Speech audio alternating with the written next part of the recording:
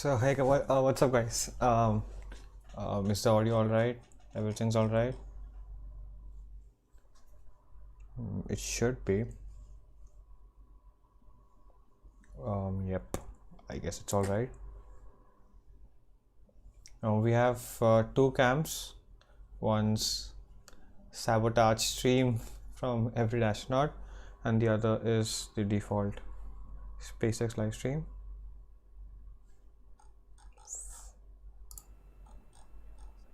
For some reason, their audio is really bad. I don't know why.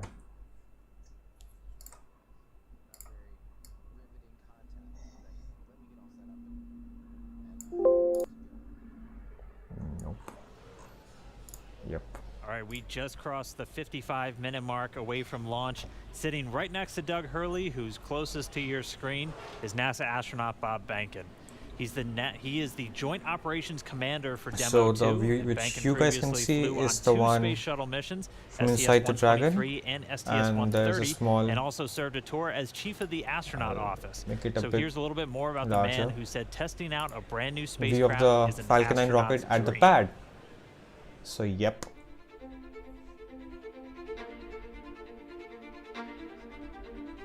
When you go through the launch day preparations, there's a lot of moments that kind of stand out to you. One is the kind of the celebratory piece of it, which is that you're walking out of the suit up room and getting in the vehicle that's going to take you to the launch pad. When you close the hatch, you know, that's really when Doug and I are in the vehicle, and it's our vehicle, and you know, we're really in control of the mission at that point. Test pilots, their task proved that man could fly into orbit around the So Earth. at T-45 we're gonna have the launch There's always go a no go balance cool. of managing risk So as you this go could forward be to scrapped till execute now, a test point and figuring but out a way the to weather's improving, collect so the data. We hear a sound. Okay, is that sound an expected sound? Or we see a Yeah. light, is that light an expected light? What's the source of it? Does it sync up with something else that's going on or not? So trying to dissect all of that in real time in your head is, you know, a lot of things happen like that on launching of a vehicle. From St. Anne, Missouri, he is an Air Force colonel and flight test engineer. He flew aboard Space Shuttle Endeavour twice. Introducing NASA astronaut Bob Behnken. So I guess My career at NASA watching has might be kind of more spanned a helpful couple of decades on at this this. point. I arrived with the Shut class of that 2000. up. Went through the This training is a program, primarily really focused big on the deal in space both shuttle and, NASA's International history, Space Station, but learning also those for systems. SpaceX. This is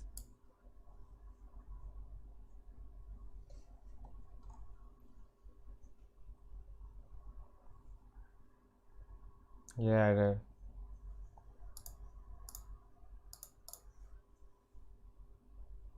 You know I can control the chat and shit, right?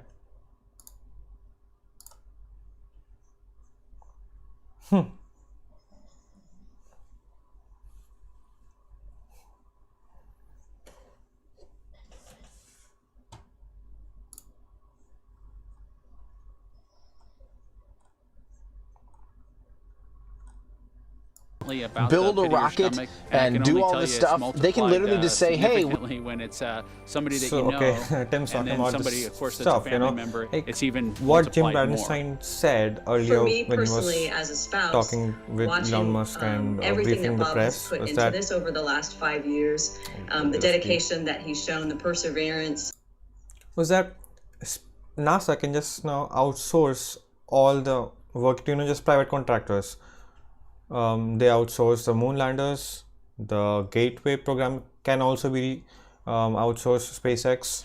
Elon Musk mentioned a Dragon XL. Well, we don't know what that is till now, but yep, that's a possibility. And then of course we have the Starship acting as a moon lander. Yep, the DM2.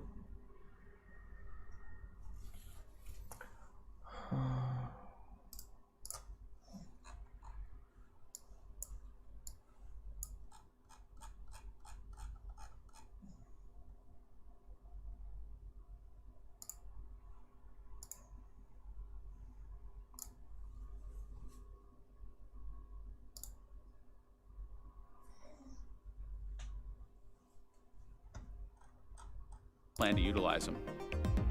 through years of the NASA team helping to share that experience and teaching them the lessons that we've learned by going through this. Now there's another capability in the U.S. besides NASA to operate something of this magnitude. When is the last time humans launched on a new vehicle? Certainly on the American side, it's been several decades. Now we're in a time when we've got multiple vehicles under development. So it's a great time from a... I guess they've started loading up the helium, so I guess pressurization will start. Yo, I didn't go offline, alright? I can see it. It's a super cool time.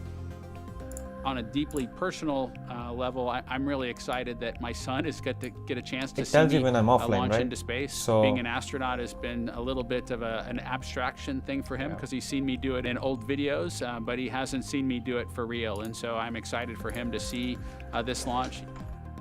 I want to thank the entire Commercial Crew Program team that's worked together to get to this point where we've got vehicles in the launch pad ready to head to the International Space Station.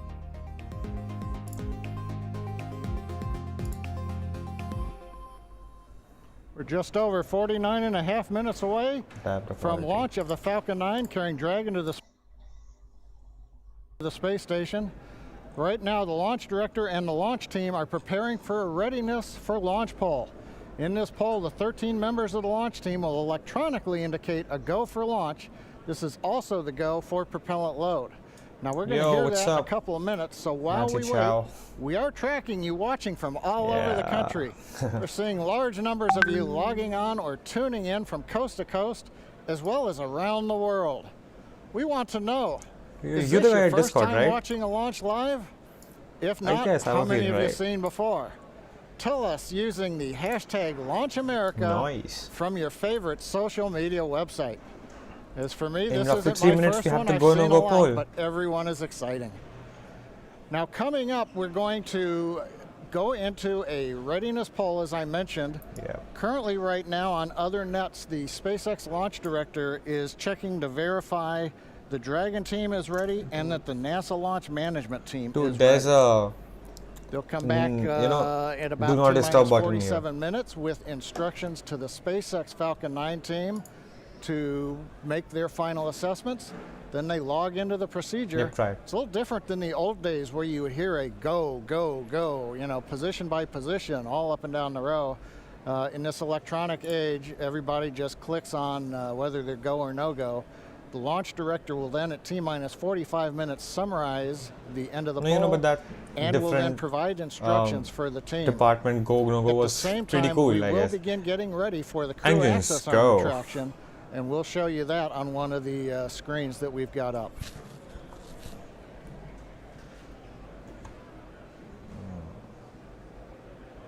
Now currently we are continuing to monitor the weather. The weather is still red.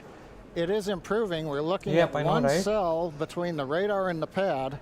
We're keeping our fingers crossed that conditions will improve. Half of them already have it, so that for about another 15 minutes. It does not matter, right?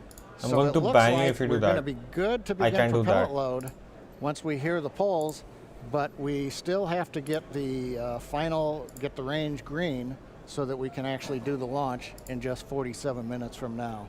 Let's listen to the countdown net for a moment.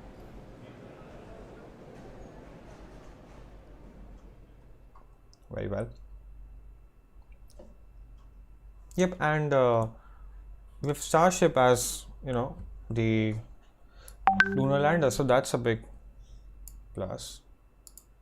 Wait, is my clock all right? No, it isn't. But why isn't live? It should be. And for some reason their audio keeps going. Let me check what's going on here. Is at T-minus 45 minutes. We're going to know whether or not they're really committing for this.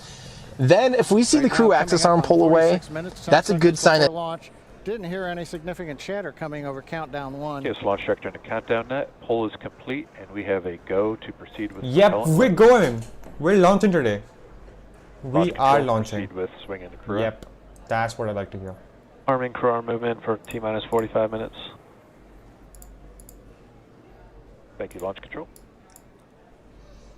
Yeah.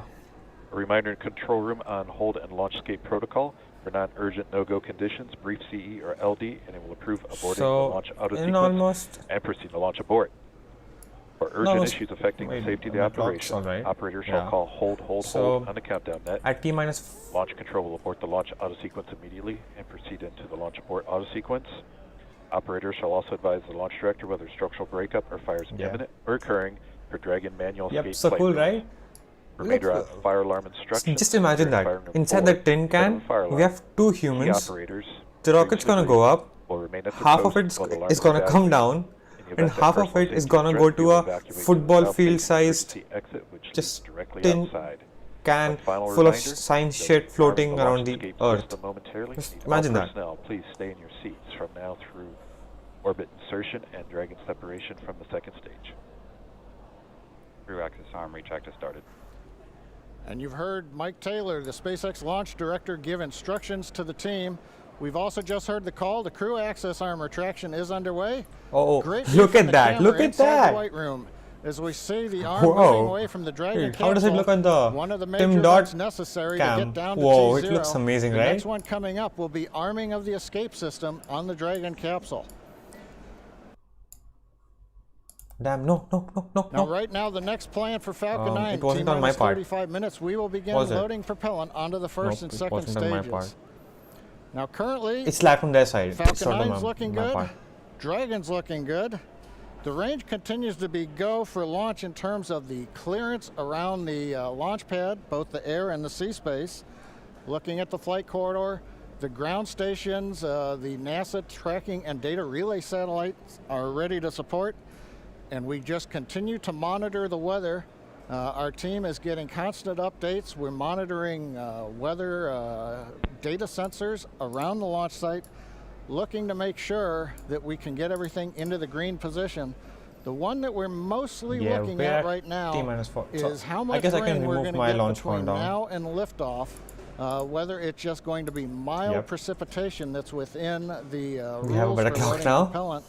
That's what the expectation is, but we're going to continue to watch that. So fingers crossed, but right now coming up at T-minus 43 minutes, 18 seconds and counting, everything but the weather's go, and the weather is trending in the right direction. So we've got our fingers crossed here.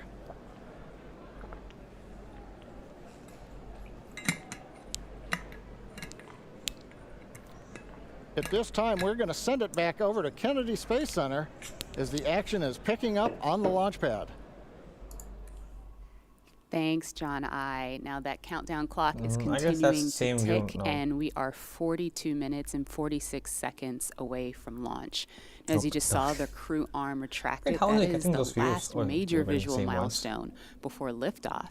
And we should be hearing out on the net soon confirmation that the launch escape system is armed. When that happens, all 8 of the Super Draco throttle valves are opened, which means that those engines can ignite. For section 7. So it's T-minus 42. So that means those 8 throttle valves are opened, and if those Super Dracos needed to fire in order for a Dragon to escape off of the pad, they could. And so things running just a little bit ahead of schedule right now. Fuel bleed is complete.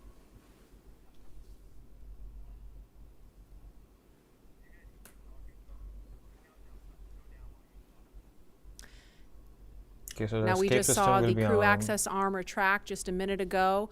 We saw NASA astronauts Doug Hurley. In 7.2, our advisors okay, so the Dragon escape system has been armed ahead of time. So we just heard the astronauts confirm that they are about to launch, or excuse me, arm the launch escape system. That happens just before fueling begins, which we expect to happen in just a couple of minutes. We saw Bob and Doug suit up a little over 3 hours ago. Then we watched them drive out to Launch Complex 39A. They were assisted by the SpaceX ground team with Crew Dragon ingress. That happened a little before 2 o'clock this afternoon. And then we saw the spacecraft hatch close. And again, just a minute ago, we saw the crew access arm retract. We just heard that the crew armed the launch escape system. And in just a few minutes, we are going to hear the call that they have started propellant loading.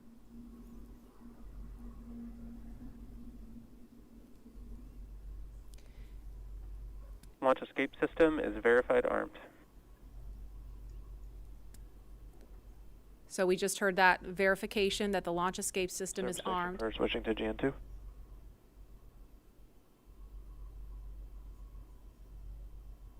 Wait, what? Wait, you guys can see everything, right? Yep. And we are going to send it over to Hawthorne to take us through prop loading. Jesse? From the parachutes to the launch escape system, SpaceX has designed Crew Dragon and Falcon 9 to be the safest launch vehicle ever flown. And joining us today, we have SpaceX's Nick Behnken, who was our mission manager for our in-flight abort mission earlier this year and currently works on the Starlink team. Thanks for joining us, Nick. Hey, Jesse. I'm here at the Launch and Landing Recovery Center with the recovery team and our Dragon ground operations team monitoring the launch. Awesome. Can you tell us more about the critical safety features on this new version of Dragon? Sure. So Dragon 2 was designed with long-term reuse and reliability in mind. So fundamentally, there are multiple layers of redundancy to any of the failure modes that we could conceive of, that NASA could conceive of when we were working to design and test this vehicle over the past few years. But in the event that we encounter an unforeseen failure mode or multiple failures which push us outside of our design space, Dragon also has backup systems and operational controls intended to keep Bob and Doug safe. I'm sure you've heard a lot about it today, but the launch escape system is the primary backup system that we have from the moment that the vehicle is here on pad being fueled all the way up until orbital insertion. At a high level, the launch escape system, in the event of a major Falcon anomaly or emergency, will terminate Falcon thrust, separate Dragon from Falcon, and it'll use Dragon's 8 Super Draco engines to quickly pull the vehicle away from any kind of Falcon anomaly. And you talked a lot about the launch escape system. How exactly is that activated? Is it autonomous? Is it manually activated? Both. Definitely. So for this system to work as designed, you have to remember that the vehicle could be flying at hundreds or thousands of miles an hour through the lower atmosphere. So it's really important that it's extremely fast and highly reliable with very low chance of false positives. The launch escape system fundamentally is set to look at a set of pre-programmed criteria which are on board the vehicle. Dragon and Falcon are looking at high rate telemetry, looking for abnormal vehicle dynamics, loss of communication between critical systems, or manual commanding. Our launch director and chief engineer, who we heard a lot from today, are both can trigger it, right? Because to Dragon in some to initiate a scenarios, launch escape, the computers are programmed to act according to the required launch escape handle scenario. And initiate a launch escape themselves. You cannot well. have every scenario pre-programmed and pre-thought of. Currently active Space, right? That's wow, the it thing. sounds like there's a lot that goes into it. And we did have an in-flight abort test earlier this year to test this out. Can you tell us what we learned from that test?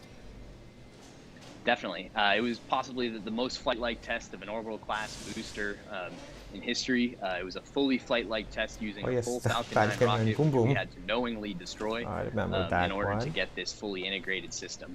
For folks who didn't get a chance to see it, the vehicle followed a normal crew launch trajectory. About a minute and a half into flight, we had Dragon autonomously trigger the launch escape system based on a reconfiguration of those triggers I was just talking about. For propellant and load. thankfully we had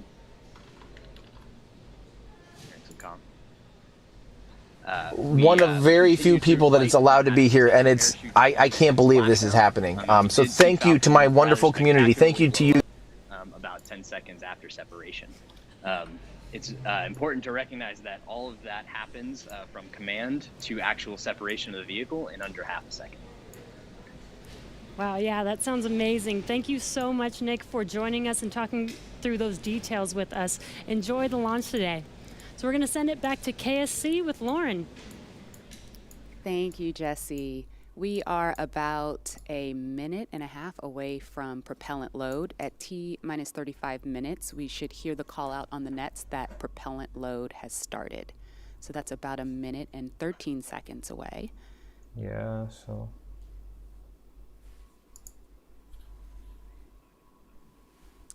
Hey, Marie and Lauren, I am getting goosebumps over here. This is an exciting moment. When I was sitting in the vehicle, when we retracted everything, when all the prop was getting loaded up, I was just going through my crew notebook. I was thinking about, what my first step would be if there was a malfunction, because usually everything goes nominally when you fly to space, but you have to think about the things that you have to take care of, the first steps you have to take care of. And on my mission, I was calling out the abort calls, like if we had lost an engine, where would we go next? There's a lack of chatter in the chat. Calls around the country and around the world. So I think that's what those guys are probably thinking about now, and just really getting ready for this mission to go off.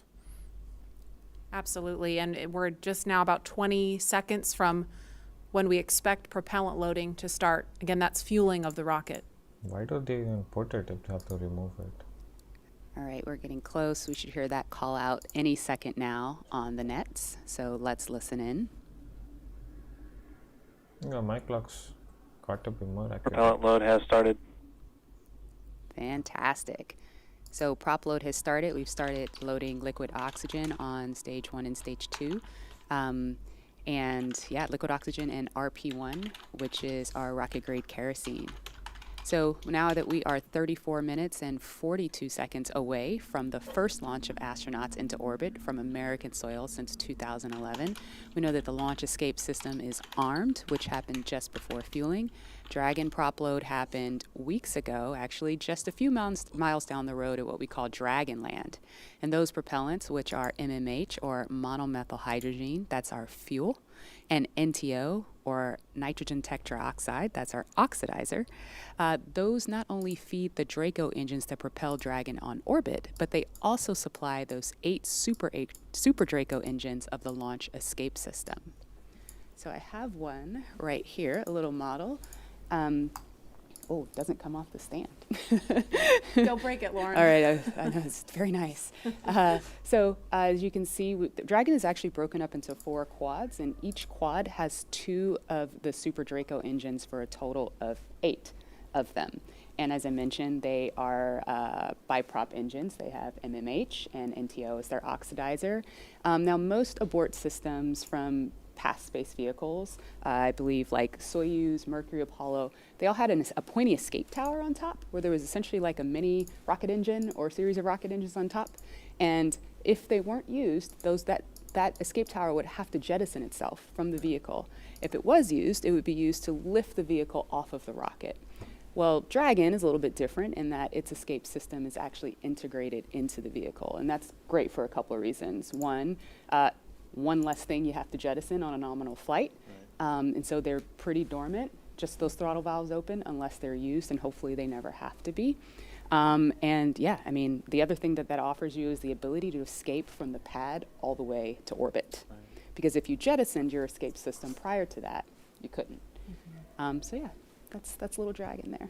Again, new era, much safer design. Yeah, absolutely. Thanks for walking us through. Yeah, I guess we remember the time when those Draco boosters were going to be used to, land from orbital velocities. And SpaceX actually planned to go ahead with that. I guess you all did it in Kerbal Space Program once. Yeah, I was stupid enough to do it. Jebediah died. Yep, rip.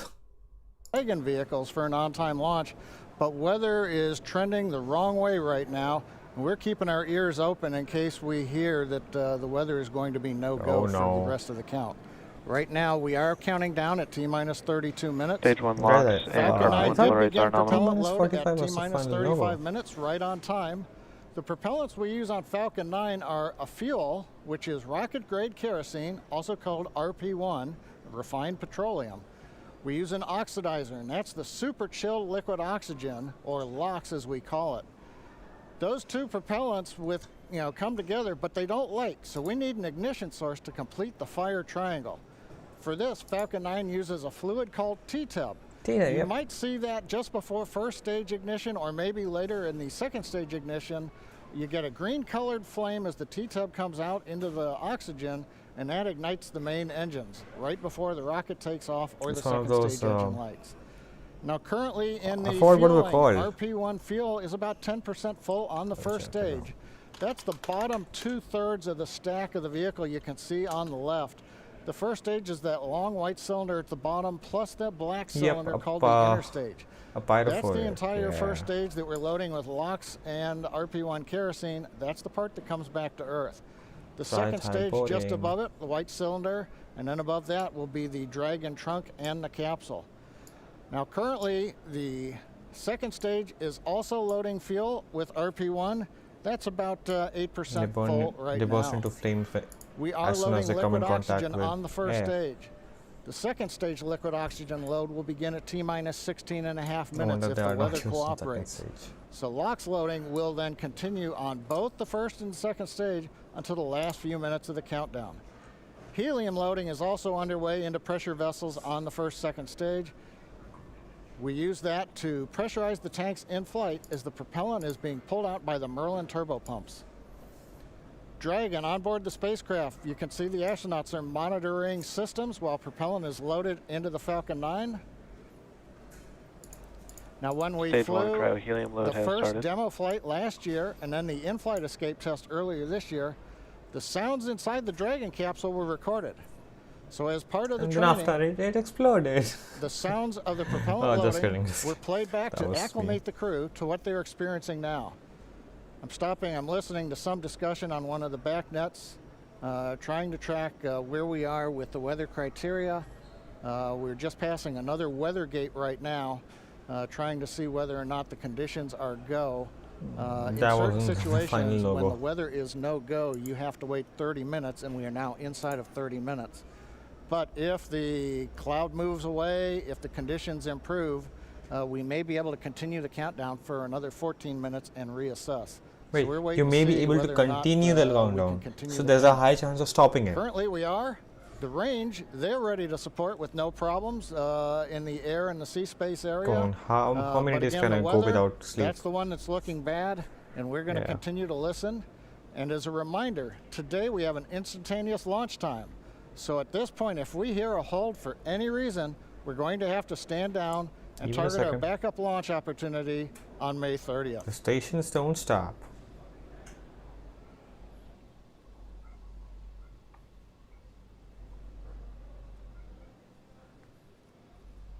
For Demo 2, Bob and Doug's flight to station will take about 19 hours, and their journey is fairly similar to the trip our cargo Dragon makes back and forth to the International Space Station, with two noticeable differences: docking and splashdown.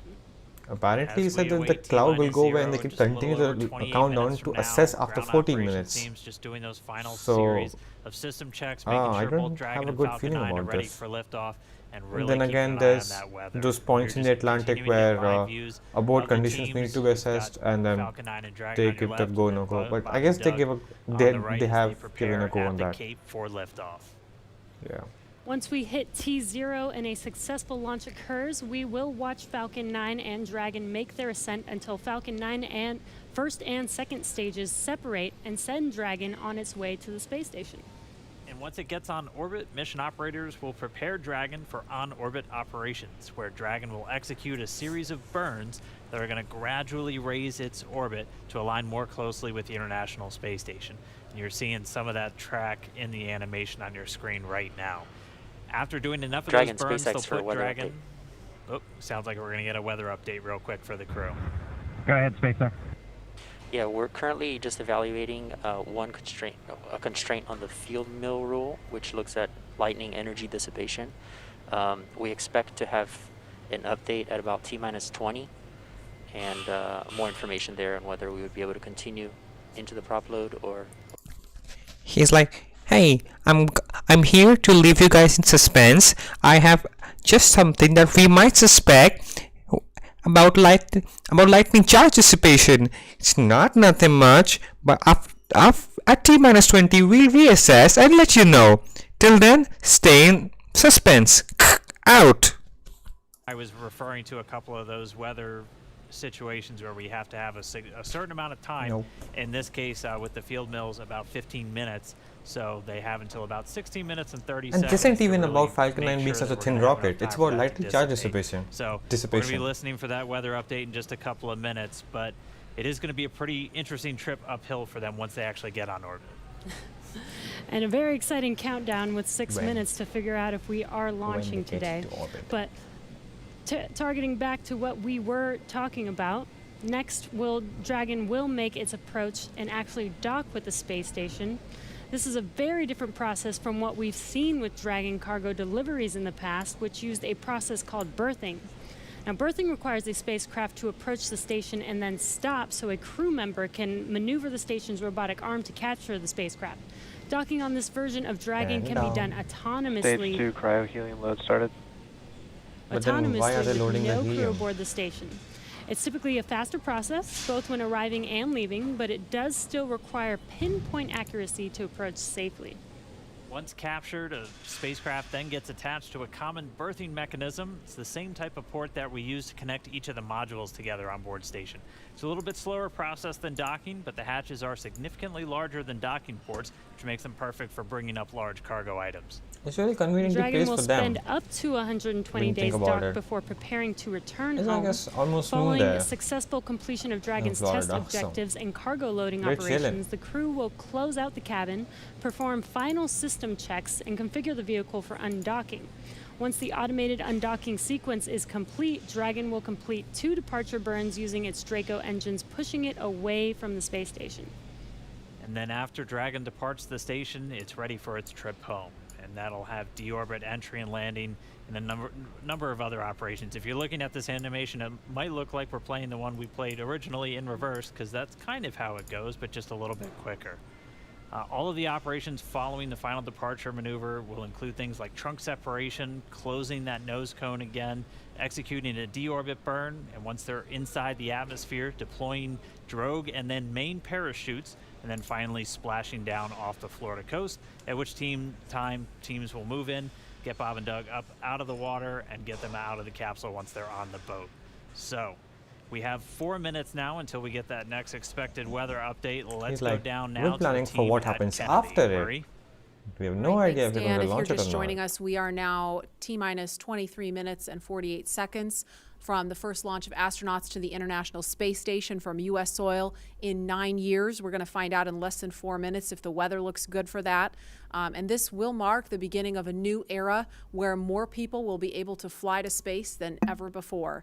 In fact, we took a poll a little bit earlier to ask you if you had the opportunity to fly to space, would you go? And 86% of those of you watching answered that you would go to space. That's an incredible number. I think, realizing that you don't have to be a military astronaut or a NASA astronaut to fly in space. You can be a regular civil, just a regular person. I mean, yes, I would like to go in.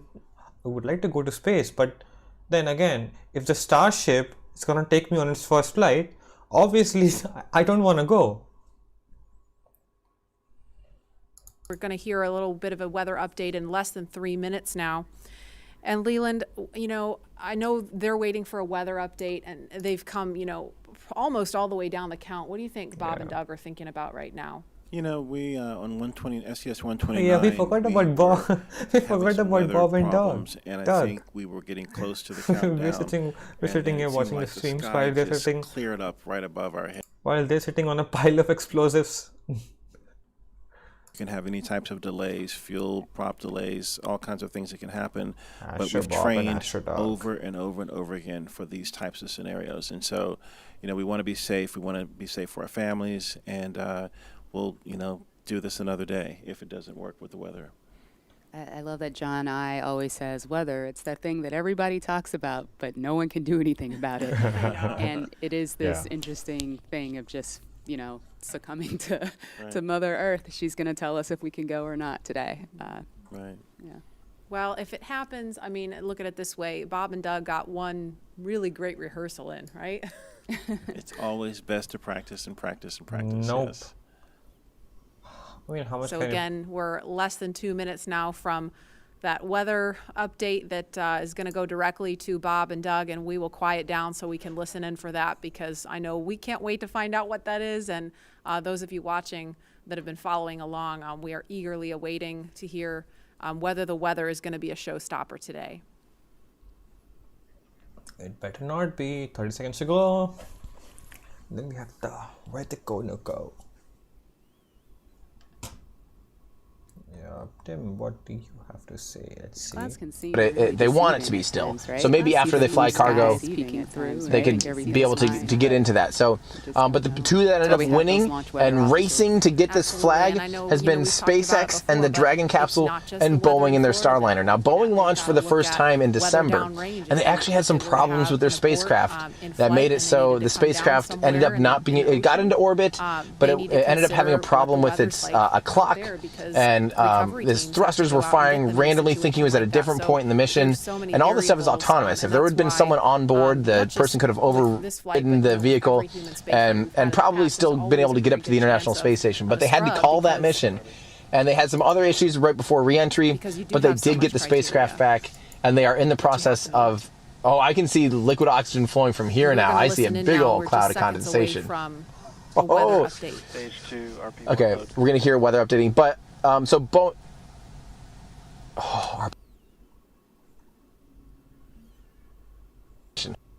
moly.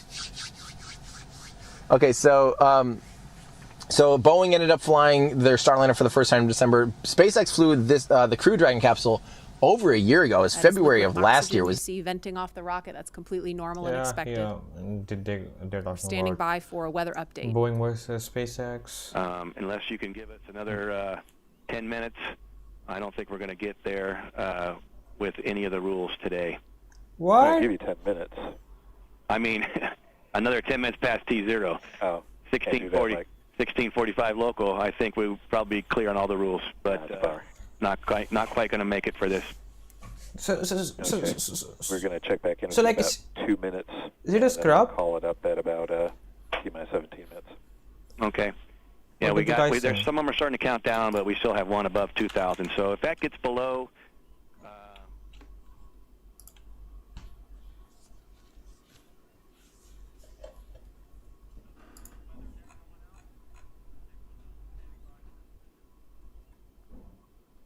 And that didn't sound great right there. That was the weather net going out, but we're still standing by for a final decision.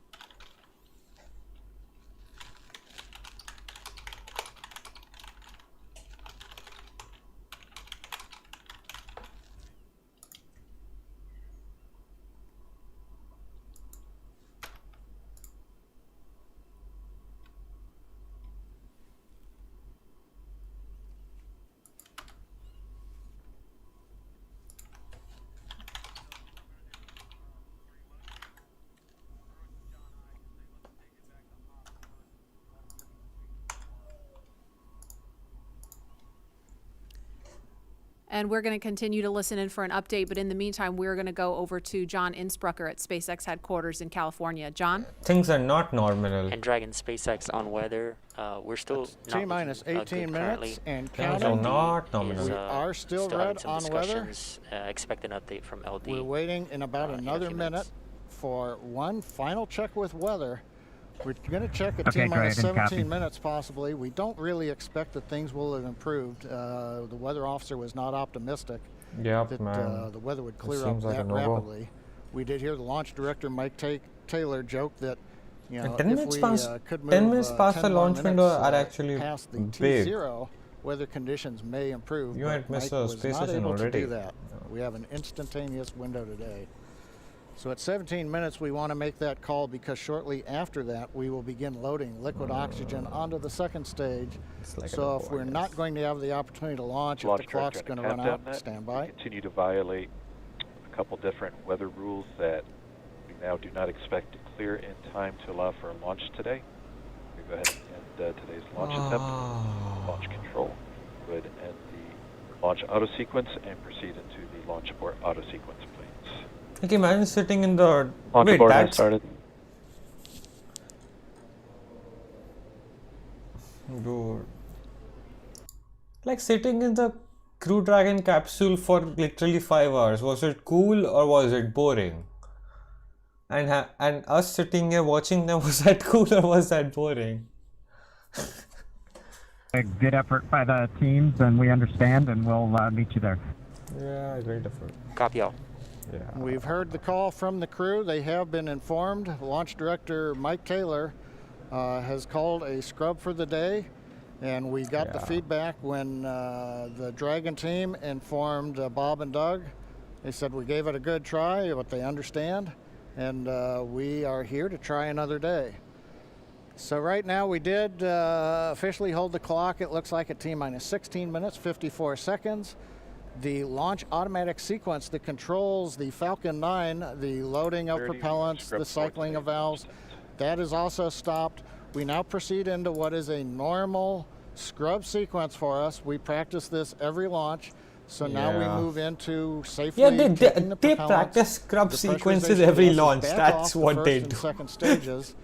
As things get into a safe configuration, then we will disarm the escape system on Dragon, and we'll bring the crew access arm back around the spacecraft. So right now, we got down to just inside 17 minutes. The hardware was working very well on both Dragon and spacecraft. We had the fuel loading going on. We had liquid oxygen loading going on, everything but second stage. And the weather just needed a little bit more time to clear the conditions. We didn't have that time because we had an instantaneous window. And so with that, SpaceX launch director had to call upon the input from weather. Dragon, copies had to all call about 30 a minutes. scrub Thank for you, the Viking. day per the safety rules that we have for this flight. So right now the team is undergoing the post-scrub operations on both Dragon as well as Falcon 9, working with the range. No issues being reported right now as we start to go through that sequence. Everything looks good. And Dan, we had a good webcast going here. we had a good webcast going on there. Insane. We had a good webcast, but drive rehearsal. Last Saturday we did a whatever the hell we were casting was not there. So we had a good webcast. Sorry, we just couldn't get there, Dan. Yeah, thanks, John. And obviously, we can't control the weather. We came right down to the wire chat box there, is working. we could just squeeze in between those cloud systems to get a launch today, but it wasn't to be. But it doesn't mean we're done. We're going to have another attempt coming up in just 3 days. So we're going to be doing this all over again, essentially, on Saturday, on the 30th. And that launch attempt is going to be coming at 3:22 p.m. Eastern time, so a little bit earlier in the day. It's going to look largely the same to everything that we saw today, with the crew waking up, going through suit up, making their way to the pad. So we're going to feel a lot of deja vu, I think, on Saturday. Yep. But still exciting. Safety is always first, so if weather was not there for us today, hopefully Saturday it will be there for us, and we will have a safe launch on Saturday. Yeah, the initial weather report still had us at about, I think, a 40% possibility of violation. So weather a little bit better, but we're still going to be kind of rolling the dice. It is Florida in the spring and summer, so storms are always a possibility. One of the good things, though, the vehicle appeared to be in great health throughout the day, both Dragon and Falcon 9, so we didn't have to scrub for any technical issue. We're going to continue and follow along with Bob and Doug until they're out of that capsule, as again, they had started loading fuel onto the Falcon 9 rocket, so they'll have to wait until all that fuel comes off. They'll disarm the launch escape system, which still stays armed because they're still sitting on a partially loaded rocket, and then once they're able to disarm that launch escape system, the crew arm will swing back out. They'll make their way once again back the way they came, to watch the crew arm swinging back for Bob and Doug for a few more days. Let them do their job. Why do you want to have them?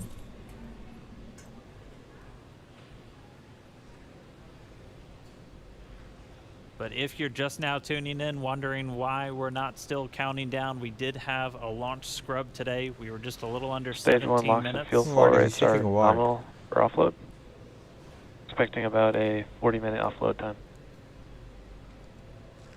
And so that call out the LOX, the liquid oxygen fuel pumping out of the first stage of the Falcon 9, everything looking good with that. Expecting about 40 minutes for all that fuel to come off. So again, once that fuel comes off, Bob and Doug will be able to disarm the launch escape system, and that crew access arm will swing back out. They'll be able to make their way back down and then over to crew quarters. So unfortunate scrub today because of weather. That was the one thing we were tracking from the moment we started today, watching Bob and Doug get suited up for their launch. We did abort today's launch, or scrub today's launch, with a little under 17 minutes to go until our T0 time, which was 4:33. So that's going to move us to our next attempt, which is coming up on Saturday, and that time is going to be 3:22 p.m. Eastern time, so a little bit earlier in the day for Bob and Doug and for everybody else watching around the world. They're still going to have a 19-hour flight to station if that's when we launch. Yeah, we can call it off, and all the people who actually went there to watch the launch. We're just going to have to try again, cross our fingers, hope for a little bit in the chat for them. Better weather the next time. For them. For again, anyone this who goes got the with every launch. We do track everything all the way down to T0 to make sure that everything is go, making sure that the range is go, weather is go. So this is standard procedure. Bob and we Doug always tend to make sure that we had a backup day, launch day, in case we do have scrubs like today. So this is pretty normal and standard. Nothing to be worried about.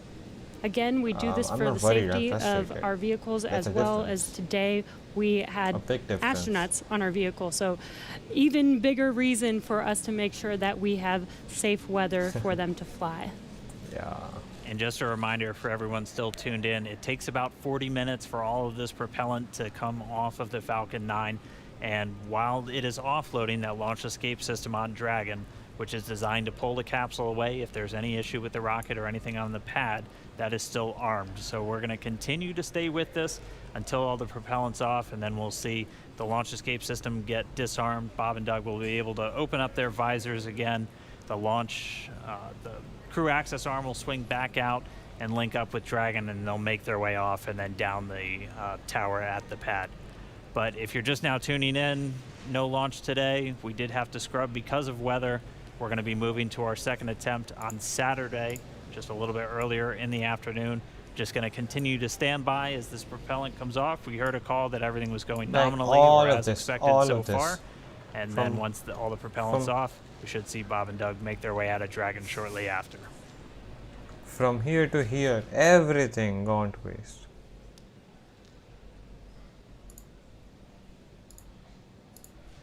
Everything.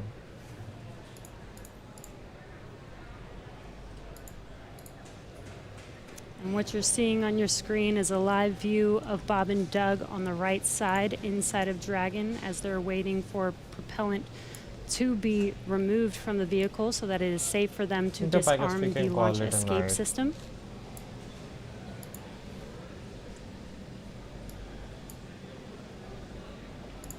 And this will take a bit of time, so we are going to stay live with you to watch this as they exit the vehicle eventually and come down from standing down on launch today.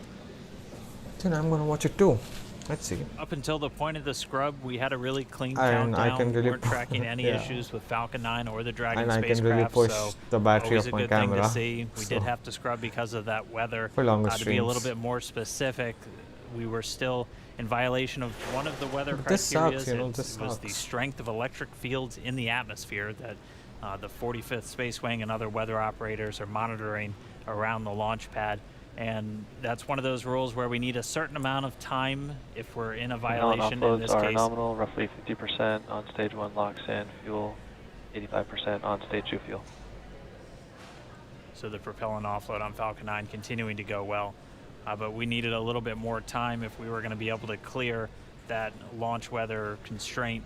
And since we do have an instantaneous launch window today, we weren't able to make it. So we hope for better weather coming up on Saturday, where again our next launch attempt is going to be at 3:22 p.m. Eastern time, and we'll be able to go through everything. I mean, we saw them get suited up. They had a great ride out to the pad. All of their initial checks on both the suits with pressure checks and communication checks went well. Able to get the Dragon hatch closed, the launch escape system arm, and Falcon 9 started its fueling. Just not able to make a good weather window today. And as John I said earlier, it was just another great rehearsal today. I don't think you can get enough practice doing this. So when Saturday comes, or when the day that we can actually launch the vehicle, Bob and Doug and the NASA and SpaceX team are fully prepared with just an extra rehearsal on the belt now.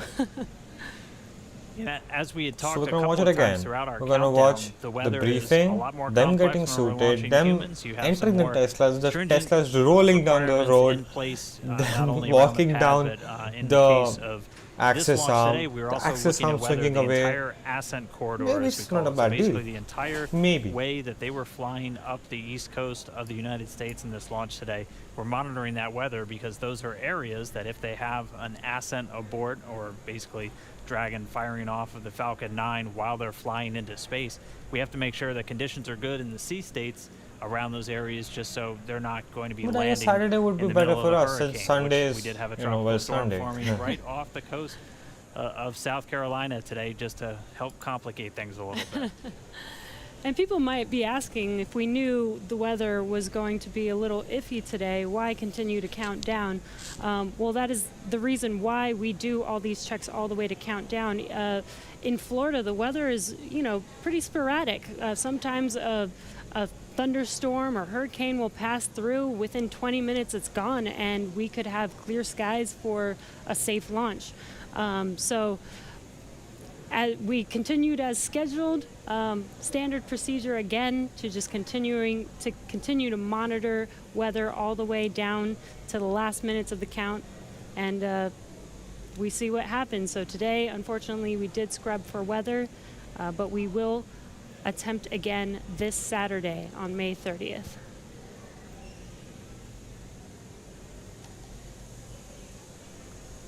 And Dan, Jesse, a couple of things to add why on don't they have there. To hold right now we are 11 minutes after the scrub was called. Liquid oxygen and fuel are coming off of the first stage. Hard to tell from the view. It's still a little misty around the tank because there's locks on board. But we're between half and a third of each of the fuel and LOX tanks filled on the first stage. So propellant coming out right per plan.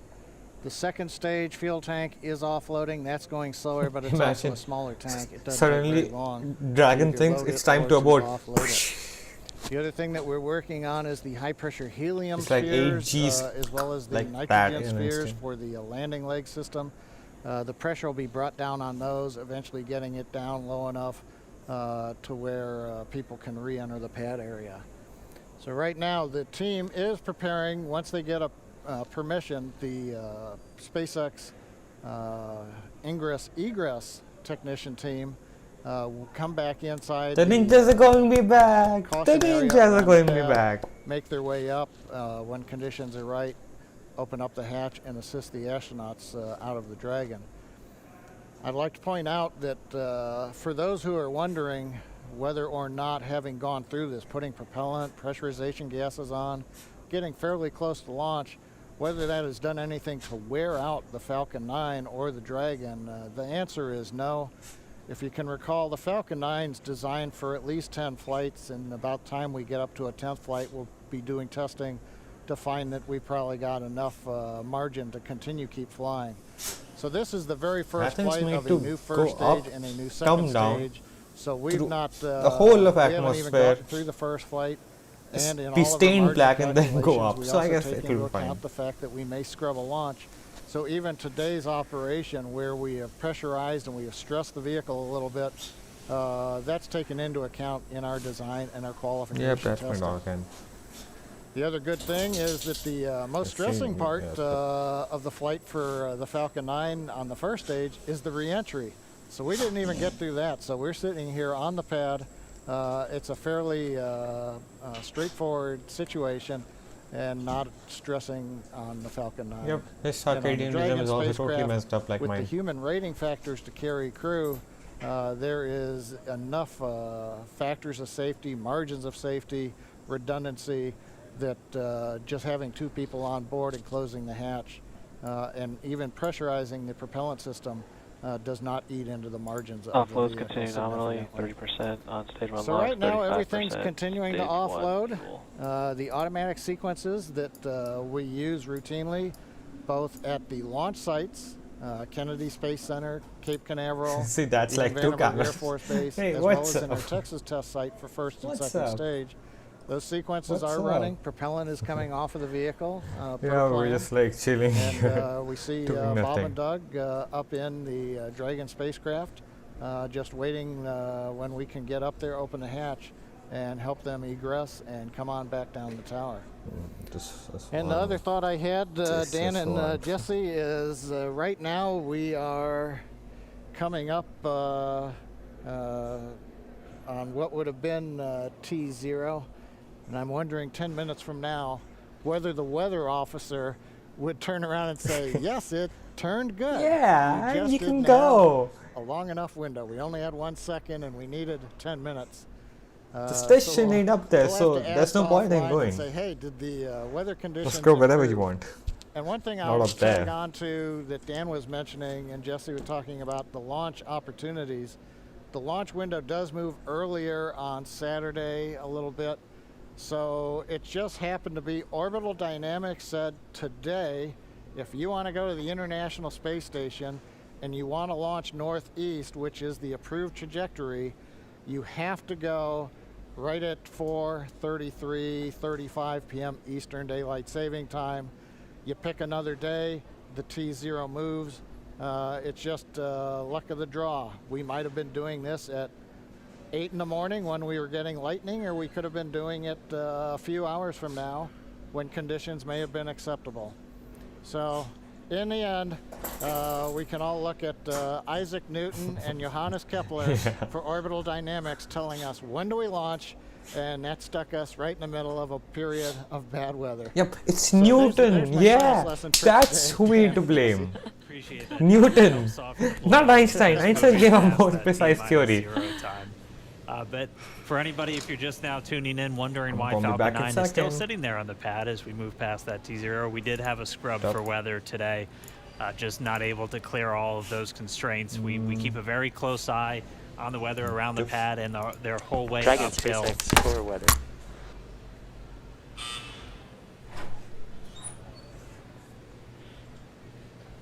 Right now, Bob and Doug are still inside of Dragon. Go ahead for weather. Yeah, I just wanted to give you some more words on the scrub rationale. So we basically scrubbed due to 3 rules that we were violating. All 3 would have been expected to clear 10 minutes after our T0 time. And those 3 were natural lightning, the fuel mills, and the attached anvil. Wait, let me pull up the wind map I saw. Yeah, we copy, Jay. We appreciate that update. We can see some raindrops on the windows, and just figured that whatever it was too close to the launch pad at the time we needed it not to be. So we appreciate that and understand that everybody's probably a little bit bummed out. It's just part of the deal. Everybody was ready today, and we appreciate that. And the ship was great, and we'll do it again, I think, on Saturday. Copy all, and yeah, we concur. And appreciate your resilience sitting there in the vehicle for us. Why? We got the easy Where's job. the legend? Nothing better than being prime crew on a new spaceship. Yep, so I'll also call it a night now. I don't care if they come out or not. All right, some great words from Bob and Doug. They're feeling good inside Dragon. They'll be ready to go when we make our next attempt on Saturday. Right now, we're just still waiting for all of the fuel to come off the Falcon 9 rocket. After Stage 1 that, LOX and fuel roughly 20%, and Stage 2 fuel 36%. Yeah, if you think about it, yeah. And so that call right there, we're still at a little over 20% on fuel, RP1, and LOX, liquid oxygen on the first stage, hot right and then at now. about 26% on RP1 on that second like stage. cheering, So again, it takes about 40 minutes Falcon once the is process through max starts. Q, and then So we we'll should have Nico, and then right around 30 minutes stage or step, so and then until all first that stage fuel's comes off, and down, then lands, the and crew then will get to go to the disarm Dragon the launch escape performed system. its We'll phasing see that maneuvers, crew and access then arm swing back into place. everything and was they fine, can but begin to no. egress or get out of the Dragon Newton spacecraft. had to do it. Muted to do it. And you heard it live, that weather update of what we violated. We were just 10 minutes off, unfortunately, but again, today was an instantaneous launch. And as John explained, It's due to the orbital mechanics and making sure that at the time we launch, it will allow us to get to the space station on time and accurately. So you can see on your right screen, Bob and Doug are patiently waiting. They do still have their visors on and still strapped into their seats. The launch escape system is still armed right now as we are offloading fuel and will not disarm until prop offload is complete. And this is just to ensure the safety of Bob and Doug and make sure that they can egress safely from the rocket.